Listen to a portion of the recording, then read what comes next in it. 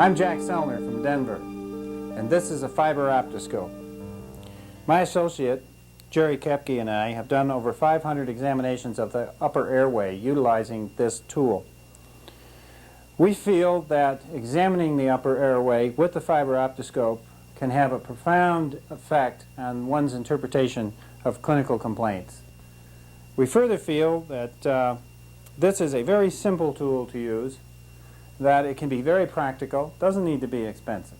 We're making this tape in order to acquaint you with those particular aspects and in hopes of showing you that this tool can be very useful to you in examination of your patients.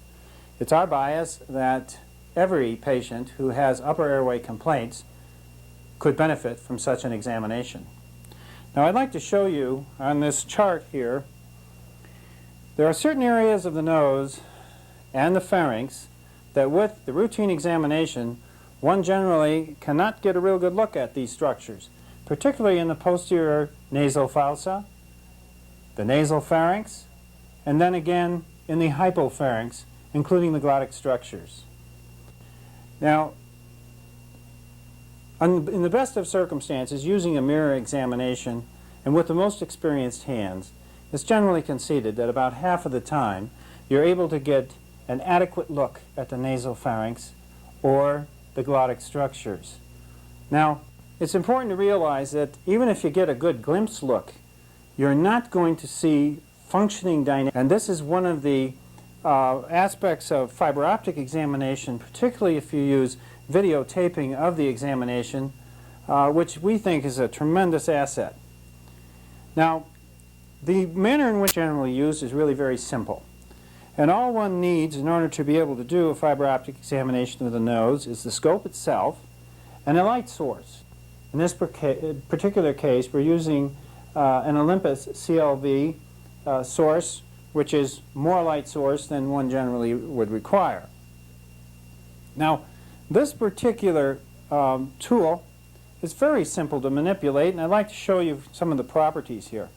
With a very simple motion of the finger, one is able to manipulate the direction of the scope. Some of the older scopes only had one directional motion, and for instance, you might be able to deviate the scope as I'm demonstrating here. With this particular scope, you have two directional manipulation, which allows you really in excess of 180 degrees of examination area. If you rotate the scope at the same time, if you watch my hands here, by simply rotating the scope you can see that given this 180 degree motion and given further the rotation of the scope, you can examine virtually any area that you address with the tip of the fiber optoscope. Now, that's the manner in which this scope would ordinarily be used. Now, here we actually use it a little differently, and I'm going to bring it around and show you, because basically what we do is we mount this scope on a Panasonic camera by means of a C-mount. This is an Olympus camera mount and a Panasonic home video camera. Now, you'll notice that we have in addition a monitor. The monitor allows us to get a much larger view of what we are looking at than, say, if we were just looking down the scope itself. And this gives us a spatial dimension and a spatial orientation, which I find is extremely helpful. You'll notice that this particular camera is mounted on what happens to be a drawer train from a desk. That allows us to move it forward and backward. We can bring the whole setup, the camera and the scope, closer to the patient. We don't have to worry about it moving on us. We don't have to support the weight of the camera itself. It's supported by the mountings. We have an audio pickup which allows us to describe what we're seeing in the examination and gives us a permanent record of that examination.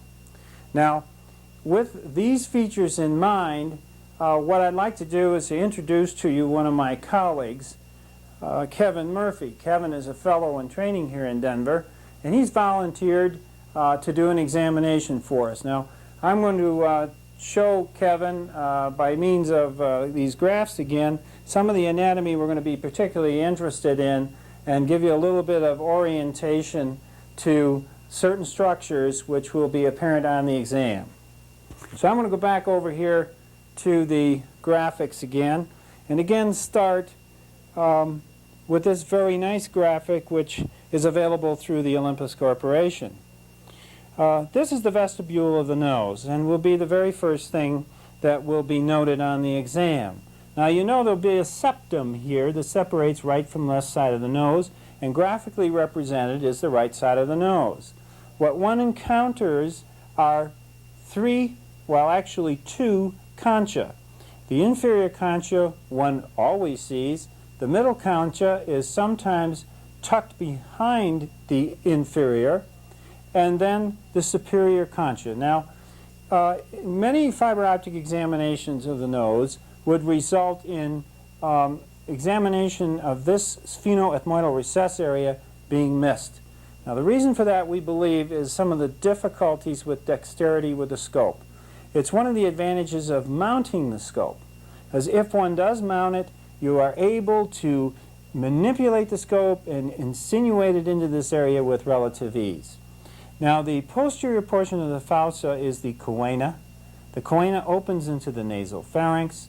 The primary structures of the nasal pharynx that we are most interested in this particular demonstration will be the area of the adenoid and the area of the torus tubarius, which is a hood-like structure which protects the orifice of the tympanopharyngeal duct. There is also a structure we'll point out to you, which is Rosenmüller's fossa, which exists in this area. It's of extreme importance and is never examined on a routine upper airway exam. Why is it so important? It is the area where most of the cancers of the upper airway are going to be originating. We will also point out structures of the posterior tongue, the epiglottis, and the structures within the glottic surface of the epiglottis, and we'll look directly at the larynx and its related structures. I'm going to take you to another graphic in order to give you another spatial relationship. I want you to keep in mind that the conchas of the nose are orientated in such a fashion that they are linear, anterior, posterior, and that we would like to emphasize the immediate proximity of the maxillary sinus. Here is the opening which you and I would recognize as the middle meatus. We hope to demonstrate that to you on this examination. The nasolacrimal duct comes down and opens in to the meatus of the inferior concha. Now, the actual airspace between the concha and the lateral portion of the nose is referred to as a meatus. Now, with those things in mind, take a look at the frontal sinus. The orifice of this duct actually is going to be found tucked under the middle meatus as well. And then we have the ethmoid sinuses, ethmoid air cells, which are going to be found linearly, anterior, posteriorly. There are approximately 9 of them, 2 levels, and the anterior portion of these are called the anterior ethmoidal cells, air cells, and then the latter, say 4 or 5, the posterior ethmoidal air cells. I'm going to shift down again to show you where the ethmoids open, and would like to point out that the anterior group of ethmoidal cells not seen in this graphic would open behind the middle turbinate, where the posterior ethmoidal air cells would open into the sphenoethmoidal recess. The opening of the sphenoid sinus, graphically represented here, is looking at you in the anterior direction, approximately where the pointer is located. Now, Kevin, let's just go through an examination, and we'll talk about anesthesia and the process from a practical point of view. If you just take a seat here. Now, you notice that I sat Kevin down into an adjustable chair. The reason this is of some importance to us is that we like to be able to raise Kevin to the level of the scope. Obviously, if the scope is moving in one level, we'd like his nose to be in the same plane or he might have a problem. Right? Okay. We also have here a headrest. And the headrest keeps Kevin from moving his head away from me. Obviously, when one's doing an examination of this kind, the tendency will be to withdraw. Once Kevin realizes that it's not going to trouble him at all, there'll be less of such a tendency. Now, the first thing one wants to do is to dilate the fossa space as much as we can.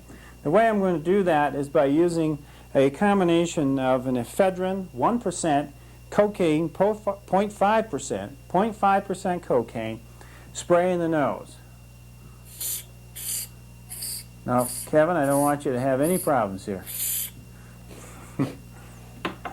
Now, Kevin, could you reach over there and get one of those tissues? I don't want you to drip on yourself. All right. Now, you have to give Kevin a brief period of time for this to take maximum effect. It's a 1% ephedrine, 0.5% cocaine combination. Now, it used to be that we would use the 10% xylocaine oral spray, which everyone's familiar with, and we'd spray it into somebody's nose. What we found out was that the propulsion of this material, which has a freon propellant in it, into the nose is objected to by the patients very significantly. So we have our own modification. What we do is we take a 4% solution of xylocaine. We've placed it in a nasal chrome. We hope no one will tell the Phison people. But we put it into a nasal chrome container, and this gives a very nice atraumatic uniform distribution of xylocaine into the nose. Now, Kevin, we're going to spray a little here. Don't let it drip on your nice shirt. Okay, you just sniff just a little bit as we're doing that. This allows for a much simpler distribution and is not really objected to by the patients. This is one point in the whole procedure where the taste of the anesthetic is a little displeasing. Now, having completed that, I think we're ready to take a look at Kevin's nose here. Now, Kevin, you want to reach down and just flick on the power there? No, this one here first. All right, wait a second. There you go. I need it again. Okay. Very good. Okay, Kevin, now I just want you to put your head into the neutral position. Feel comfortable? Mm-hmm. Yeah. Okay. Now, generally, what I will tell the patient is that they are going to be aware of the presence of the scope, but I shouldn't hurt them. And so I'm just going to do this exam as I would any patient. Okay, Kevin, I want you to close your eyes a second. Don't look at this bright light as I approach you. Okay, now you can open your eye. Now you notice that there's a flashback that is immediately noted. I want to defog the scope, so I place it against the tissue immediately in the vestibule of the nose, and it should defog the rhinoscope very nicely as it does here. Now, to orientate you, the septum is the whiteout you're seeing at approximately 3 o'clock, and the inferior turbinate is to your left, to the left of the screen. Now, Kevin has a ridge on the septum which is immediately apparent. Now, this is a mild deviation of the septum. The quadrangular cartilage is deflected off of the maxillary ridge upon which it sits. This is a common finding. We're looking at the floor of the fossa of the nose and the inferior turbinate. Now, if we look a little bit superiorly, we can see the middle turbinate. Kevin's is a little bit lumpy-bumpy, you might say. And you'll notice that the middle turbinate is small. It accommodates to whatever room the septum gives it. Now, I want to look into the superior portion of the anterior nasal vault, and you can see virtually to the cribriform plate and the algae nasii area without any trouble at all. Now when we proceed back, taking a look at this middle turbinate here, you can see the neck beautifully demonstrated here, and you can fairly well locate the uncinate process, which is immediately lateral to the turbinate as we have centered it in the screen. Now I'm going to come back to these structures in a few moments, so I'm going to now back up a bit, proceed to the vault of the nose, and posteriorly along the septum. And you'll notice that Kevin has some lobulation of the inferior posterior portion of this turbinate. This is a normal finding in a person who has had a little bit of rhinitis in their life, such as Kevin has had. Now, as you look at the back straight ahead, what we are looking at now is the adenoidal pad. Kevin has a nice little dimple in that pad, and we're looking at 9 o'clock at the torus tiberius. The torus tiberius is around the opening of the eustachian tube or the tympanopharyngeal duct. We'll take a better look at that in just a moment. Immediately superior to the area which we are looking at and inside the nose superiorly is the sphenoethmoidal recess. And as we direct the scope superiorly, you're able to see the posterior portion of the superior turbinate, and again I'm going to leave that to the conclusion of the examination. If we proceed along to the adenoidal pad, we're now in the nasopharynx, and by turning the scope laterally, we should be able to bring the eustachian tube and its that's the eustachian orifice into view. Now, Kevin, I want you to say K, K, K, K, K. K, K, K, K, K, K, K, K, K, K, K. We have a very nice demonstration there of the torus and the orifice. Now, say E, and you get the same effect. Now, again, straightening the scope to midline and then proceeding behind the septum, we ought to be able to see the left orifice, and there it is. Now, Kevin, would you go ahead and say KKK again? K, K, K, K, K, K, K, K. All right, now, Kevin, would you try to pop your ear on the left side, if possible? Can you do that for us? That's not the easiest thing to do on command, but you can see that Kevin is able to intentionally manipulate that structure substantially. All right, Kevin, thank you. Now, looking immediately posterior to the torus is the Rosenmüller's fossa. Now, this is a structure of extreme importance because of the origin of superior pharyngeal cancers in this area. Okay. Now, again, we're going to midline the scope and take a look at the posterior pharynx. Now, at 6 o'clock, we see the palate swallow. Okay? And you see how he raises his palate when he swallows. Now, Kevin, try not to swallow, breathe through your nose. We're looking at the posterior pharyngeal wall, which is really quite normal. We can see a certain degree of vasculature there, which is perfectly normal. He does not have the subcutaneous lymphoid tissue frequently seen in people who have excessive adenoidal tissue. The uvula is in the midline, properly placed, and the lateral pharyngeal walls are perfectly symmetrical, perfectly normal. One does not see pulsation such as you might see with a carotid artery aneurysm in examining this posterior pharynx. Now, we are now looking at the posterior tongue. This area here is the resonance of the lingular tonsils. Kevin does not have much in the way of any lingular tonsillar tissue. Notice that the uvula is lying on the tongue. the uvula being in the midline. Now superiorly, we see the epiglottis. This is a perfectly normal epiglottis positioning. Immediately below the epiglottis, you see the glossoepiglottic fold, and the lateral glossoepiglottic folds constitute the area which is known as the vallecula. This is perfectly normal. Now, as we proceed into the and over the epiglottis, close to the superior pharyngeal wall, you can see very nicely the arytenoids, the vocal cords, false vocal cords, and the petiole of the epiglottis.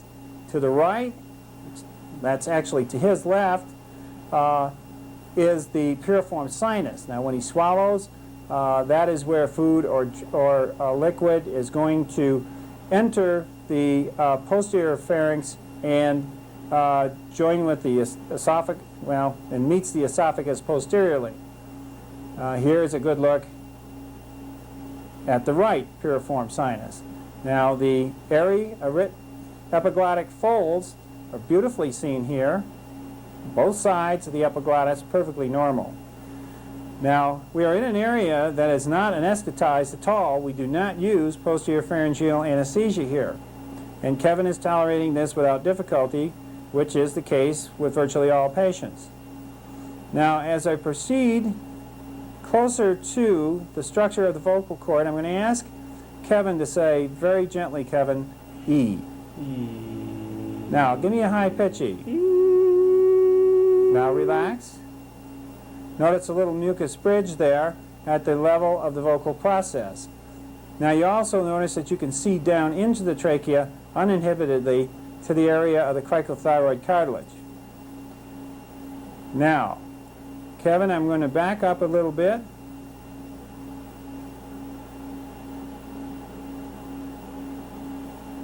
Okay. There's a certain amount of erythema one notices present here. This is perfectly normal. I want to point out to you that if we were to remove the scope from the camera and we would then obviate the distortion of the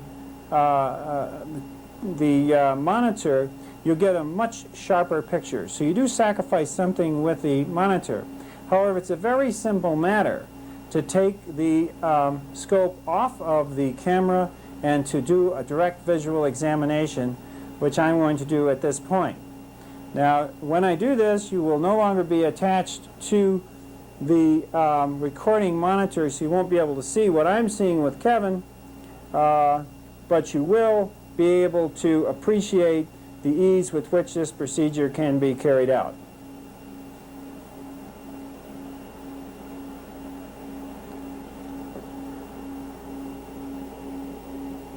Now I'm getting a much sharper picture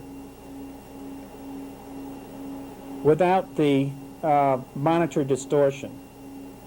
So you might ask yourself the question, why do we use the monitor? Why wouldn't we just do the examination with using only a light source and the scope?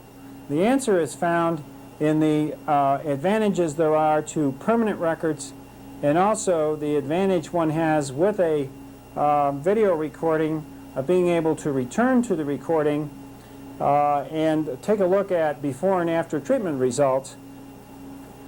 Okay, now Kevin, I'm going to retreat here just a little bit into the fossa of the nose, and then we're going to take a look at the two structures which we had spoke of earlier, the area of the middle meatus and the sphenoethmoidal recess in more detail. All right, so now we're going to take a little bit of a look at the middle meatus, if we can get there. Now, from this position, which is immediately inferior to the middle concha, we're going to rotate the scope just a little bit laterally, and there is the middle meatus. Let's see if we can get a little cleaner look at it. There's some mucus or mucoid reaction around the orifice. But the middle meatus is very clearly seen. Now that's the opening of the maxillary sinus and is part of the semicircular canal formed by the uncinate process anteriorly and a sphenoid bulb posteriorly. Okay, so let's just move the scope a little bit posteriorly now, returning to the lower portion of the fossa, and we'll proceed back into the ethmoid area again. And when we direct the scope superiorly along the anterior wall of the sphenoid, you get a really good look at the sphenoethmoidal recess. And we'll take it up a little bit further, and we see the superior concha and the supreme concha. Just pointing out there can be more than one, actually there can be several here, and the openings of the posterior ethmoidal sinuses would be in this area, and as we bring the scope a little inferiorly, you can see the recess into which the sphenoid sinus opens. Okay, Kevin, I think we've seen probably as much as we're going to with this examination. So we're going to get out now. I want you to close your eye as I'm coming out. Don't look at the light. Thank you very much. Been a great patient, Kevin. Thank you, Jack. Thank you. We found the use of the fiber optoscope to be invaluable to us. We feel that without a doubt it has altered very profoundly our interpretation of symptom complaints. Perhaps most importantly, we have been able to identify specific pathology which we know in the past we would not have been aware of. This has included polypoidal changes in the posterior nasal fossa, obstruction of the posterior fossa by adenoidal tissue, degenerative changes, both malignant and pre-malignant, at various places within the upper airway. We have found lymphoid hyperplasia in the posterior pharynx and recognized that it was involved in symptom complaints. We've identified tumors on the posterior tongue, changes in the vocal cords, polyps, functional changes in the tympanopharyngeal structure. And we know that in the past we have not been able to appreciate these phenomena. We've also found that this is a very important extension of our ability to attempt to validate symptom complaints with bronchoprovocation challenge. So we hope that this presentation is helpful to you. We want to thank the Olympus Corporation for their support in making this videotape, and to you we want to say that we don't think it's enough just to listen to people's complaints anymore. When it involves the upper airway, you've got to look.